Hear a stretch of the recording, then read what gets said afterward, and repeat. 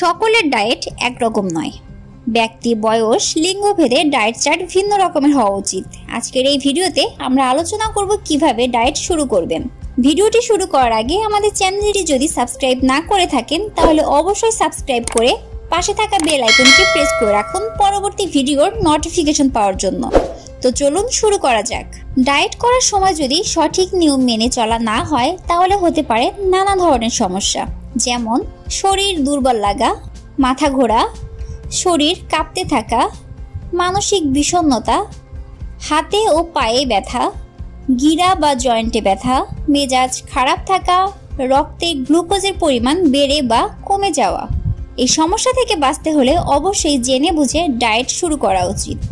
আর তার জন্য যে বিষয়গুলির উপর লক্ষ্য রাখতে হবে সেগুলি হলো খাবারের পুষ্টিগুণ ঠিক রেখে খাবার গ্রহণ করতে হবে, রান্নায় পুষ্টিমান বজায় রাখার নিয়মকানুন বুঝতে হবে, সময় মতো খাবার গ্রহণ করা উচিত, তাজা এবং টাটকা খাবার খেতে হবে, প্যাকেটজাত খাবার, ফাস্টফুড জাতীয় খাবার এড়িয়ে চলতে হবে।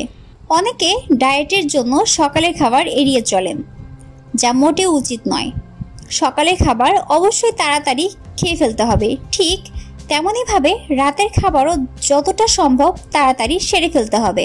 ডায়েট শুরু করেছেন ভালো কথা, কিন্তু তাই বলে শর্করা জাতীয় খাবার একেবারে বাদ দেওয়া ঠিক হবে না, কারণ কার্বোহাইড্রেট বা শর্করা জাতীয় খাবার আমাদের দেহ গঠনে ভূমিকা রাখে। তাই পরিমাণে কম হলেও শর্করা জাতীয় খাবার খাওয়া উচিত। প্রতিদিনের খাদ্য তালিকায় একটি বা দুটি ডিম রাখুন, যা আপনার শরীরের প্রোটিনের চাহিদা মেটাতে সাহায্য করবে। কারো যদি গ্যাস্ট্রিকের সমস্যা থাকে তারা দুপুরের এবং রাতে খাবার আগে অবশ্যই 1 চামচ অ্যাপেল সিডার ভিনেগার 1 গ্লাস পানির সাথে মিশিয়ে খেতে পারেন।